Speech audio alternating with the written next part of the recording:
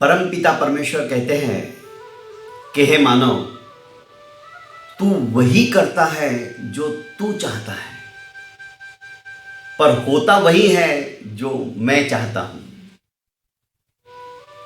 पर तू वही कर जो मैं चाहता हूं, फिर देख वही होगा जो तू चाहता है। प्रेरणास्पद कथा यूट्यूब चैनल पर मैं धनंजय जैन आप सभी का हार्दिक स्वागत करता हूं। दोस्तों, एक राजा अपने मंत्री को लेकर शिकार करने के लिए जंगल के अंदर चला जाता है। एक हिरण का पीछा करते हुए राजा सघन जंगल में पहुंच जाता है मंत्री के साथ, और जैसे ही हिरण लगता है कि अब निशाने पे आ जाएगा, राजा अपने तुनीर से बाण निकालता है और धनुष के ऊपर चढ़ाने की चेष्टा करता ही है कि उसकी एक अंगुली कट जाती है अपने बाण के द्वारा ही। राजा को भयंकर पीड़ा होती है, खून बहने लग जाता है। असह्य वेदना होने के कारण से राजा शिकार नहीं कर पाता और उसके आंसू टपक जाते हैं।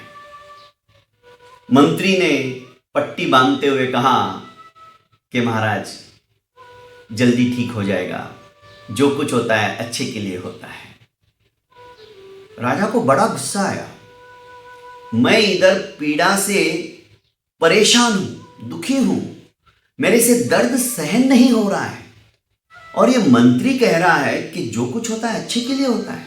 ये मेरी खाता है और मेरा ही अहित सोचता है।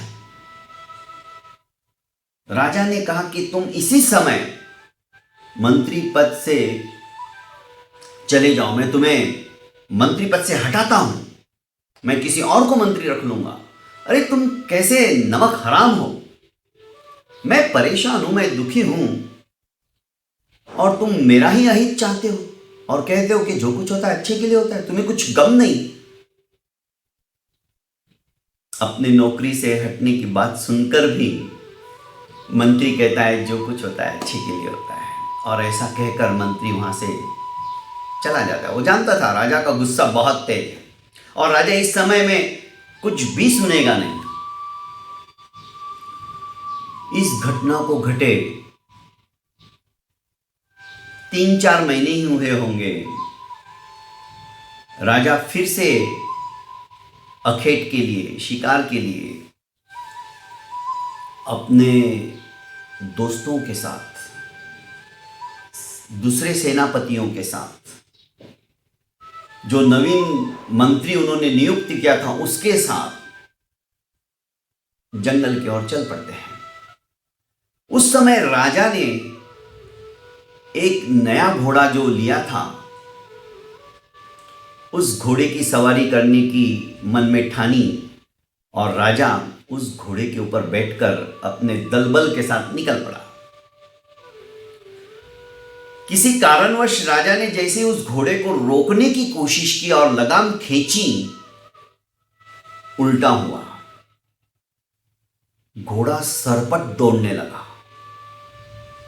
जैसे जैसे राजा लगाम खींचता वैसे वैसे घोड़ा तेज दौड़ता, क्योंकि उस घोड़े को प्रशिक्षण ही उल्टा दिया गया था। यदि कोई उसे रोकने की कोशिश करेगा तो वो दौड़ेगा, और लगाम को ढीली छोड़ेगा तो रुक जाएगा। राजा को यह सब पता नहीं था।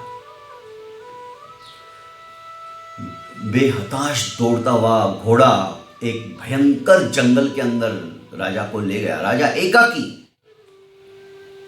मंत्री, सामंत, सेनापति, जो कुछ लश्कर उसके साथ था, पीछे छूट गया।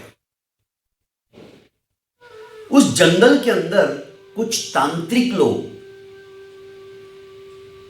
अपनी देवी की उपासना कर रहे थे, और आज उनको एक नर बलि चढ़ानी थी। ढूंढ रहे थे कोई योग्य नर को, पर कोई नहीं मिला था। अचानक राजा को अपने कबीले में आते हुए देख सब हर्ष विभोर हो गए। अरे वाह, देवी ने तो साक्षात एक सुंदर पुरुष भेज दिया है। सर्वांग संपन्न है, सर्वगुण संपन्न है, तेज भी चेहरे के ऊपर जबरदस्त चमक रहा है। आज तो हमारी सबकी साधना अच्छे से पूरी हो जाएगी। दोस्तों, राजा को नहलाया गया, सुगंधित पुष्प वृष्टि से उसका अर्चन किया गया, पूजा की गई उसकी भी। नए वस्त्र परिधान धारण करवाकर राजा को तिलक वगैरह निकाला गया और बलि के लिए सज्ज कर दिया गया। राजा सोच रहा था कि क्या हो गया है, आज तो इतने सारे लोग मुझे छोड़ेंगे नहीं, मेरी तो बलि आज सुनिश्चित है। आज अंतिम समय मेरा एकदम, मैं सामने देख रहा हूं कि मुझे कोई भी दुनिया की ताकत बचा नहीं सकती है।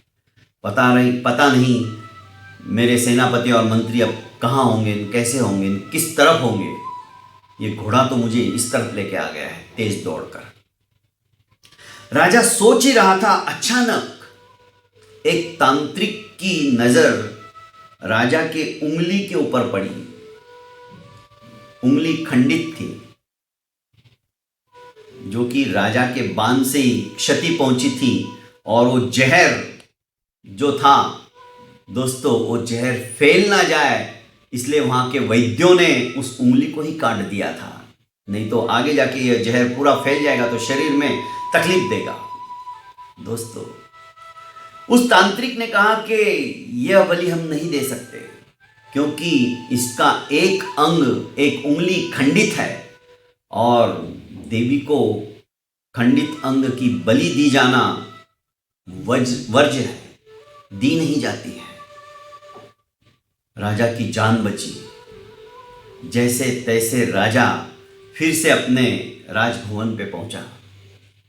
उसने उस मंत्री को याद किया और फिर से उसको नियुक्त कर दिया कि सचमुच में तुमने उस दिन जो कहा था कि जो कुछ होता है अच्छे के लिए होता है, और ये उंगली मेरी नहीं कटी हुई रहती तो शायद मेरी बलि सुनिश्चित थी। पर एक बात मुझे समझ में नहीं आई, जब मैंने तुम्हें नौकरी से हटा दिया, गुस्से में आकर कह दिया कि तुम चले जाओ, तुम्हारी जगह मैं किसी और को मंत्री बना लूंगा, मुझे तुम नहीं चाहिए, तुम नमक हराम हो, मेरा अहित सोचने वाले हो, मैंने बहुत कुछ तुम्हें भला बुरा कहा, और ये स्वाभाविक है क्योंकि तुमने उस समय बात ही ऐसी कही थी। पर यह बात मेरे समझ में नहीं आई कि तुमने कहा, जब तुम्हें छोड़ने के लिए मैंने बोल दिया कि तुम आज से मेरे मंत्री नहीं हो, तब भी तुमने यही कहा कि जो कुछ होता है अच्छे के लिए होता है। यह बात मुझे समझ में नहीं आई। मंत्री ने हंसते हुए कहा कि महाराज, मैंने ये कहा, सही कहा। यदि मैं ऐसा नहीं कहता तो आज भी आपके साथ में जंगल के अंदर शिकार के लिए मैं ही आता। आप मुझे जानते हो, मैं आपका स्वामी भक्त नौकर हूं, सेवक हूं। मैं आपको एकाकी नहीं छोड़ सकता। चाहे आपके सेनापति, नवीन मंत्री पीछे रह गए हो, पर मैं आपके पैरों की टोह लेते हुए, घोड़े के पैरों की टोह लेते हुए मैं बराबर आप तक पहुंच जाता। आपको एकाकी मैं कभी भी नहीं जाने देता। और जिस घोड़े के ऊपर आप बैठे हो, वो घोड़ा भी, आज तक जितने भी घोड़े आपने खरीदे, पहले उसकी सवारी मैं करता था। मुझे पता चल जाता ये घोड़ा जो है विपरीत प्रशिक्षण से प्रशिक्षित है, मैं आपको कभी भी इस घोड़े की सवारी नहीं करने देता। खैर, पर यह बात सुनिश्चित है, यदि मैं आपके साथ आता तो आपकी उंगली कटी हुई देखकर उन्होंने तो आपकी बलि नहीं दी, क्योंकि अंग खंडित हुआ है, और ऐसी बलि देना देवी को मान्य नहीं होता है, वर्ज्य होती है। ऐसी बलि नहीं दी जाती है, ये सभी जानते हैं। पर मैं तो सही सलामत था, मेरे तो सर्व अंग एकदम जैसे बलि के लिए चाहिए वैसे ही है। आपको छोड़कर आपके साथ यदि मैं रहता तो मेरी बलि सुनिश्चित थी। आपकी जगह मुझे मार दिया जाता। इसलिए मैंने कहा था जो भी होता है अच्छे के लिए होता है। वो ऊपर वाला जो है ना हमारे अच्छे के लिए ही करता है, पर हम समझ नहीं पाते हैं। थोड़ी सी विपरीत दशा आ जाती है, थोड़ा सा हमारे सामने संकट आ जाता है तो हम घबरा जाते और सोचते कि भगवान ये मेरी क्या परीक्षा ले रहे हो आप। पर वो हमारे अच्छे के लिए ही होता है। वो समय भी जब चला जाता है तो हमें एहसास होता है कि नहीं, जरूरी था। दोस्तों, सिर्फ सुख ही सुख हमारे जीवन के अंदर रहेगा तो दुख की अहमियत क्या है हम नहीं जान पाएंगे। बहुत बहुत धन्यवाद दोस्तों। इसी तरह की छोटी छोटी कहानी सुनने के लिए आप मेरे इस YouTube चैनल को लाइक एवं सब्सक्राइब कर ज़्यादा से ज़्यादा शेयर कीजिएगा। बहुत बहुत धन्यवाद।